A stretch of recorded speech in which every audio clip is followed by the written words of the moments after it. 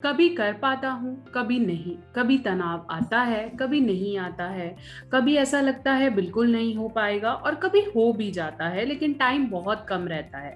क्या आपके भी दिमाग में ये सारे सवाल घूमते रहते हैं और आपको नहीं पता है कि ये क्या प्रॉब्लम है या इसका क्या सॉल्यूशन है?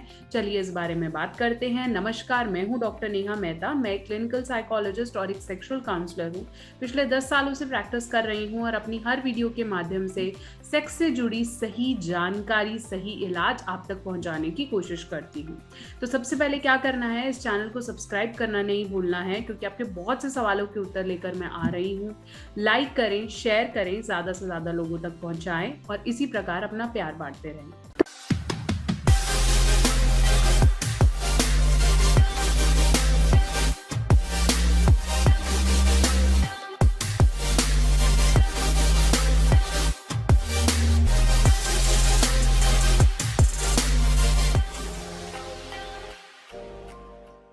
तो चलिए, मैं बात कर रही थी तनाव के बारे में।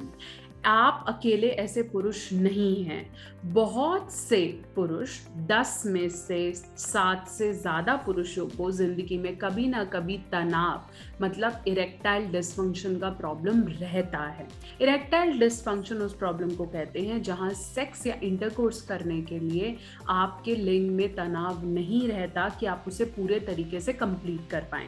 ना जाने बहुत से कॉल्स मुझे आते हैं और जो यही कहते हैं कि नहीं हो पाता, टाइम बड़ा कम रहता है, तनाव आता है तो वो लंबे समय तक नहीं रहता, या तो फिर वो आता ही नहीं है।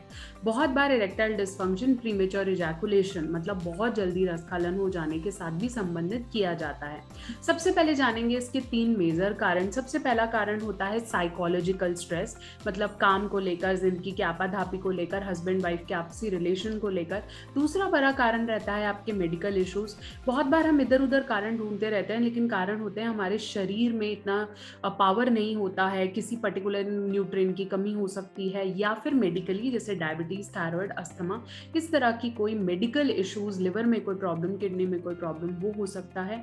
और तीसरा सबसे बड़ा रीजन होता है हमारे जेनाइटल एरिया मतलब हमारे यौन वाले एरियाज में ब्लड सर्कुलेशन की कमी हो जाना, या फिर नर्व्स का मतलब समझते हैं नीचे की नसें वो ठीक से काम नहीं करती हैं, तो उस वजह से ये प्रॉब्लम हो जाती है। लेकिन एक चीज आपको माननी जरूरी है कि एज के साथ, लाइफ में चढ़ती हुई प्रॉब्लम्स के साथ, ये प्रॉब्लम हर दूसरे इंसान को कभी ना कभी लाइफ में होती है। इसे इरेक्टाइल डिसफंक्शन का डायग्नोस कोई भी सेक्सोलॉजिस्ट या सेक्सुअल काउंसलर तब देता है जब इसका ड्यूरेशन कम से कम भी 6 महीने से ज्यादा हो।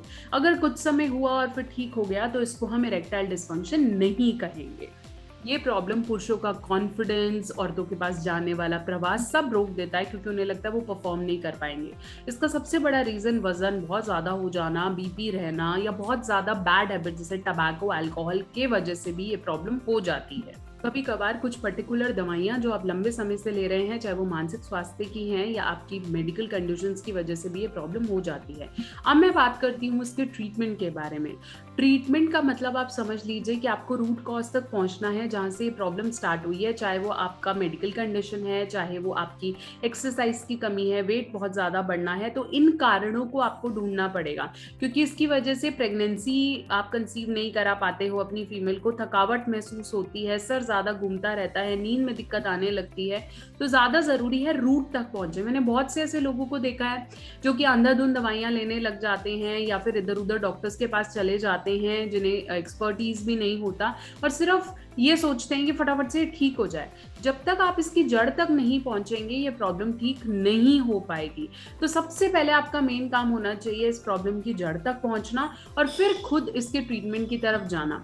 आप इस चीज को समझिए कि सिर्फ महीने 2 महीने में आप अपने इरेक्शन को वापस पा पाएंगे अगर आप सही तरीके से अपने प्रॉब्लम की जड़ तक पहुंच जाते हैं। दूसरी बड़ी चीज़ है एक्सरसाइज। आपको लगता है आपका बॉडी वेट ज़्यादा हो रहा है या लेथार्जिक हो रहा है या बीपी है या डायबिटीज़ है, तो एक्सरसाइज करना बहुत ज़्यादा ज़रूरी है, ये आपकी मदद करता है। तीसरा बड़ा सॉल्यूशन है मसाज। बात करूँ कि आपको अपनी डाइट में क्या चीज़ें ऐड करनी है, बहुत अच्छा प्रोटीन ऐड करें, अच्छे तरीके से अपने nutrients, dry fruits, fresh fruits and vegetables add करें, बहुत ज़्यादा हैवी खाना रात को खा के ना सोएं।